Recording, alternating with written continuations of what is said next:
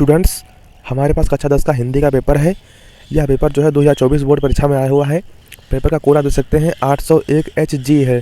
यह जो है हिंदी के पेपर का 7वां सेट है। एक विषय के 7 पेपर बनते हैं, ये आखिरी सेट है। जितने भी पेपर के सेट हैं सभी की वीडियो आपको हमारे चैनल पर मिल जाएंगी। आप चैनल पर जाइए, आपको सब एक तरफ से वीडियो मिल जाएंगी। सभी लोग हमारे चैनल को सब्सक्राइब कर लीजिए। आइए देखते हैं इसमें कौन से क्वेश्चन आए हुए हैं। सबसे पहले 20 वैकल्पिक क्वेश्चन आते हैं जिनके आपको उत्तर और हमारे सीट पर टिक करना होता है। पहला वैकल्पिक क्वेश्चन दिया हुआ है, वैदेही वनवास की रचनाकार हैं। तो वैदेही वनवास के रचनाकार अयोध्या सिंह उपाध्याय हरिऔध जी हैं। तीसरा ऑप्शन आपका सही हो जाएगा। इस पेपर में कुछ टिक गलत लगे हुए हैं, उनको आप ना देखिए। अगला प्रश्न नंबर 2 है, प्रयोगवाद के कवि हैं। तो प्रयोगवाद के कवि अगेय जी हैं। दूसरा ऑप्शन आपका सही हो जाएगा। अगला प्रश्न नंबर 3 है, भाव विलास के रचनाकार हैं। तो भाव विलास के रचनाकार देव हैं। पहला ऑप्शन आपका सही होगा। अगला क्वेश्चन नंबर 4 है, छत्रसाल दशक इनकी रचना है। तो छत्रसाल दशक भूषण की रचना है। छत्रसाल दशक शिवराज भूषण, शिवा बावनी, ये सब जो है भूषण की रचनाएं हैं। तीसरा ऑप्शन आपका सही हो जाएगा। अगला क्वेश्चन नंबर 5 है, कला और बूढ़ा चांद के रचनाकार हैं। तो कला और बूढ़ा चांद के रचनाकार सुमित्रानंदन पंत जी हैं। आखिरी वाला ऑप्शन आपका सही होगा इसमें। अगला क्वेश्चन नंबर 6 है, नीड़ का निर्माण फिर किस विधा की रचना है। तो नीड़ का निर्माण फिर ये जो है आत्मकथा है, हरिवंश राय बच्चन की, ये सही है। दूसरा ऑप्शन आपका सही होगा। अगला प्रश्न नंबर 7 है, निम्नलिखित में से शुक्ल युग के लेखक हैं।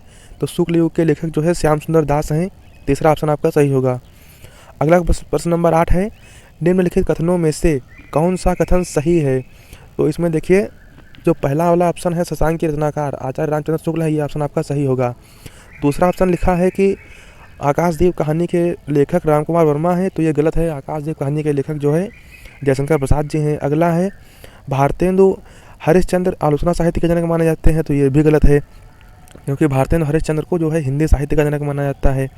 अगला प्रश्न है, क्या भूलूं क्या याद करूं निबंध के लेखक जयशंकर प्रसाद हैं, ये भी गलत है। क्या भूलूं क्या याद करूं नीड़ का निर्माण फिर, ये सब जो है इनकी हरिवंश राय बच्चन जी की रचनाएं हैं। तो जो पहला वाला ऑप्शन है यही आपका सही होगा। शशांक के रचनाकार आचार्य रामचंद्र शुक्ल हैं, लेकिन इन्होंने इसकी रचना नहीं की थी, इन्होंने केवल इनका अनुवाद किया था।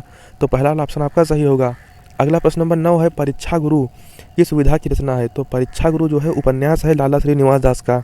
तो दूसरा वाला ऑप्शन आपका सही, तीसरा ऑप्शन आपका सही होगा उपन्यास। अगला प्रश्न नंबर 10 है, बाणभट्ट की आत्मकथा के रचनाकार हैं। बाणभट्ट की आत्मकथा ये जो है हजारी प्रसाद द्विवेदी की रचना है। दूसरा वाला ऑप्शन आपका सही होगा। बाणभट्ट की आत्मकथा, चार चंद्रलेख, पुनर्नवा, अनाम दास का पोथा, ये सब जो है हजारी प्रसाद द्विवेदी जी की रचनाएं हैं। अगला प्रश्न नंबर 11 है, रस के कितने अंग होते हैं। तो रस के जो है 4 अंग होते हैं, स्थायी भाव, विभाव, अनुभाव और संचारी भाव, ये 4 अंग होते हैं। दूसरा वाला ऑप्शन आपका सही होगा। अगला प्रश्न नंबर 12 है, पायो जी मैंने राम रतन धन पायो पंक्ति में कौन सा अलंकार है। तो इसमें जो है रूपक अलंकार है। दूसरा ऑप्शन आपका सही होगा। यहाँ पर राम रतन को धन माना गया है, इसलिए यहाँ धन ही बिल्कुल कहा गया है, तो इसलिए यहाँ पर रूपक अलंकार है। अगला प्रश्न नंबर 13 है, सोरठा के पहले चरण में कितनी मात्राएं होती हैं। सोरठा में 11 होती हैं, तो तीसरा ऑप्शन आपका सही हो जाएगा 11। अगला प्रश्न नंबर है, निर्दय शब्द में प्रयुक्त उपसर्ग है। जो शब्द के पहले लगते हैं, किसी शब्द के पहले उसे उपसर्ग कहते हैं, जो बाद में लगते हैं वो प्रत्यय होते हैं। तो पहले यहाँ पर निर जो है, तीसरा ऑप्शन आपका सही हो जाएगा। छोटी ई की मात्रा ना पर और रा में हलंत निर। अगला प्रश्न नंबर 15 है, नीलगाय में कौन सा समास है। तो नीलगाय में कर्मधारय समास है। पहला ऑप्शन आपका सही होगा। अगला प्रश्न नंबर 16 है, खेत का तत्सम रूप है। तो खेत का तत्सम रूप क्षेत्र होगा। तीसरा ऑप्शन आपका सही होगा। अगला प्रश्न नंबर 17 है, युष्मद शब्द का पंचमी विभक्ति बहुवचन का रूप होगा। तो ये जो है आप लोग बताइए इसमें कौन सा ऑप्शन सही होगा। अगला प्रश्न नंबर 18 है, भाववाच्य में किसकी प्रधानता होती है। तो भाववाच्य में जो है क्रिया की प्रधानता होती है। तीसरा ऑप्शन आपका सही होगा। कर्मवाच्य में कर्म की प्रधानता, कर्तृवाच्य में कर्ता की प्रधानता और भाववाच्य में क्रिया की प्रधानता। तीसरा ऑप्शन आपका सही होगा। अगला प्रश्न नंबर 19 है, वाक्य के कितने तत्व होते हैं। तो वाक्य के जो है 2 तत्व होते हैं। पहला ऑप्शन आपका सही होगा। अगला प्रश्न नंबर 20 है, अविकारी पद को अन्य किस नाम से जाना जाता है। तो अविकारी पद को जो है अव्यय पद के नाम से भी जानते हैं, तो जो है दूसरा वाला ऑप्शन आपका सही होगा इसमें। इस तरह से ये 20 बहुविकल्पीय क्वेश्चन दिए हुए हैं, इनके जो है उत्तर आपको OMR सीट पर टिक करना है। अब अगला खंड देखते हैं, खंड बा, वर्णनात्मक प्रश्न। पहला क्वेश्चन दिया हुआ है, निम्नलिखित गद्यांश पर आधारित 3 प्रश्नों के उत्तर दीजिए। 2 गद्यांश दिए रहते हैं, इन दोनों गद्यांशों में से आपको जो अच्छे से आए वो एक आपको करना है। जैसे पहला दिया हुआ है, कुसंग का जोड़ सबसे भयानक होता है। तो इस तरह से ये जो है गद्यांश दिया हुआ है मित्रता वाले चैप्टर का। फिर इस पर नीचे 3 क्वेश्चन दिए हुए हैं। उपर्युक्त गद्यांश का सारांश लिखिए, रेखांकन उसकी व्याख्या कीजिए, सुदृढ़ बाहु का क्या अर्थ है। इस तरह से 3 क्वेश्चन दिए हुए हैं। तीनों क्वेश्चन जो है 2-2 नंबर के हैं, 6 नंबर का है ये। एक गद्यांश ये दिया हुआ है। इसी तरह से दूसरा गद्यांश दिया हुआ है, ईर्ष्या से बचने का उपाय, ईर्ष्या से बचने का मानसिक उपाय अनुशासन है, बचने का उपाय मानसिक अनुशासन है। ठीक है, तो यह गद्यांश दिया हुआ है। इस पर भी आधारित 3 क्वेश्चन दिए हुए हैं, तो इन दोनों में से एक आप कर लीजिएगा। ये भी 6 नंबर का है, 2 गद्यांशों में से एक करना है। अगला प्रश्न नंबर 2 है, निम्नलिखित पद्यांश पर आधारित दिए गए 3 प्रश्नों के उत्तर दीजिए। सेम इसी तरह से पद्यांश भी करना होता है। 2 पद्यांश दिए रहते हैं, 3 क्वेश्चन पर होते हैं जिनके आपको उत्तर देना है। जैसे पहला देखिए पद्यांश यहाँ पर दिया हुआ है, इस पर आधारित नीचे 3 क्वेश्चन दिए हुए हैं। उपर्युक्त पद्यांश का संदर्भ लिखिए, रेखांकन की व्याख्या कीजिए। तीसरा क्वेश्चन है, पद्यांश में ऐसी मनोहर मूर्त ए इसके लिए प्रयुक्त हुआ है तथा इसमें कौन सा अलंकार है। ये जो है 3 क्वेश्चन दिए हुए हैं। फिर अगला पद्यांश दिया हुआ है, इस पर भी आधारित नीचे 3 क्वेश्चन दिए हुए हैं, तो इन दोनों पद्यांशों में से एक पद्यांश कर लीजिएगा। अगला प्रश्न नंबर 3 है, निम्नलिखित संस्कृत गद्य अवतरणों में से किसी एक अवतरण का संदर्भ से हिंदी में अनुवाद कीजिए। संस्कृत के 2 गद्यांश दिए होते हैं, दोनों गद्यांशों में से एक गद्यांश आपको करना है। पहले उसका संदर्भ लिखना है, बाद में हिंदी में अनुवाद करना है। वाराणस्याम प्राचीन काला देव गेहे गेहे विद्याया दिव्यम ज्योति देवते। इस तरह से एक ये गद्यांश दिया हुआ है, दूसरा गद्यांश दिया हुआ है, तो इन दोनों में से एक आप कर लीजिएगा।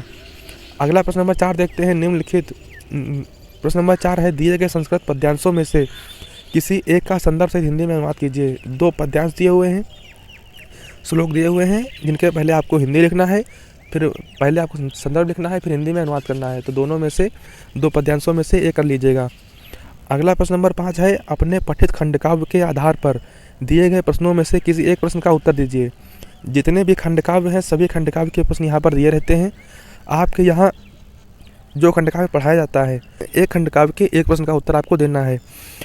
अगला क्वेश्चन नंबर देखते हैं। अगला प्रश्न है, फिर दिए गए लेखकों में से किसी एक लेखक का जीवन परिचय देते हुए उनकी एक प्रमुख रचना का उल्लेख कीजिए। नीचे 3 लेखक दिए हुए हैं, जयप्रकाश भारती, पद्मलाल पुन्नालाल बख्शी, जयशंकर प्रसाद। तो इन 3 लेखकों में से जिसका जीवन परिचय आपको अच्छे से आ रहा हो, किसी एक का जीवन परिचय आपको करना है। 5 नंबर का है ये, उनकी रचना भी एक लिख देनी है। इसी में अगला प्रश्न दिया हुआ है, निम्नलिखित कवियों में से किसी एक कवि का जीवन परिचय देते हुए उनकी एक प्रमुख रचना का उल्लेख कीजिए। 3 कवि दिए हुए हैं, सूरदास, मैथिली शरण गुप्त, माखनलाल चतुर्वेदी। तो इन तीनों में से जिसका आपको अच्छे से आ रहा हो कर लीजिएगा, उनकी रचना भी एक लिखनी है। 5 नंबर का ये भी है। अगला प्रश्न नंबर 7 है, अपनी पाठ्यपुस्तक में से कंठस्थ कोई एक श्लोक लिखिए जो इस प्रश्न पत्र में ना आया हो। आपको एक श्लोक लिखना है जो इस पेपर में ना आया हो। 2 नंबर का है ये, लिख दीजिएगा, इसको 2 नंबर मिल जाएंगे। अगला प्रश्न नंबर 8 है, निम्नलिखित में से किन्हीं 2 प्रश्नों के उत्तर संस्कृत में दीजिए। नीचे जो है 4 प्रश्न दिए हुए हैं संस्कृत के, छोटे छोटे से 1-1 नंबर के हैं ये। इन चारों में से आपको 2 प्रश्नों के उत्तर देना है, 1-1 नंबर के हैं ये, 2 नंबर का ये भी हो जाएगा। अगला प्रश्न नंबर 9 है, निम्नलिखित में से किसी एक विषय पर निबंध लिखिए। नीचे कुछ जो है टॉपिक दिए हुए हैं। पहला है विज्ञान, वरदान या अभिशाप, फिर है नारी सशक्तिकरण, अगला है स्वच्छ भारत अभियान, फिर है छात्र और अनुशासन। इस तरह से ये 4 विषय दिए हुए हैं, 4 टॉपिक। इनमें से जिस विषय पर आपको अच्छे से निबंध आ रहा हो, किसी एक विषय पर आप निबंध लिख दीजिएगा। 7 नंबर का है, तो करीब 3 से 4 पेज अच्छे से लिखिएगा ताकि बढ़िया नंबर मिल जाएँ। अगला प्रश्न नंबर 10 है, अपने जन्मदिन पर मित्र द्वारा भेजे गए उपहार के लिए मित्र को धन्यवाद पत्र लिखिए। अथवा में दूसरा पत्र दिया हुआ है, राज्य परिवहन निगम के मुख्य प्रबंधक को बस चालक के अप्रशंसनीय व्यवहार का उल्लेख करते हुए शिकायती पत्र लिखिए। तो इस तरह से ये दिए हुए प्रार्थना पत्र। तो इनमें से आपको किसी एक विषय पर लिखना है। 4 नंबर का है ये पूरा पेपर दिया हुआ था। इस पेपर का जो लिंक है मैं वीडियो को डिस्क्रिप्शन में दे दूँगा, वहाँ से इसको डाउनलोड कर लीजिएगा और पूरा पेपर सॉल्व कर लीजिएगा अच्छे से। और जितने भी पेपर आए हुए हैं, Hindi, English, physics, chemistry, math, history, geography, विज्ञान, सामाजिक विज्ञान, सभी पेपरों के सभी सेट के सॉल्यूशन सहित वीडियो आपको हमारे चैनल पर मिल जाएंगी। इसलिए सभी लोग हमारे चैनल को सब्सक्राइब कर लीजिए। और हमारे चैनल पर कक्षा 9 से 12 तक मैथ का एक क्वेश्चन चुन कर सॉल्व करा जा रहा है। जितने भी पेपर बोर्ड परीक्षा में आए हुए हैं सबके सॉल्यूशन आपको हमारे चैनल पर मिलेंगे। आप चैनल की प्लेलिस्ट में एक बार जाइए, चैनल पर विजिट कीजिए, देखिए आपको एक तरफ से सब पेपर ही मिल जाएंगे और सॉल्यूशन मैथ के मिल जाएंगे। तो सभी हमारे चैनल को सब्सक्राइब कर लीजिए। धन्यवाद।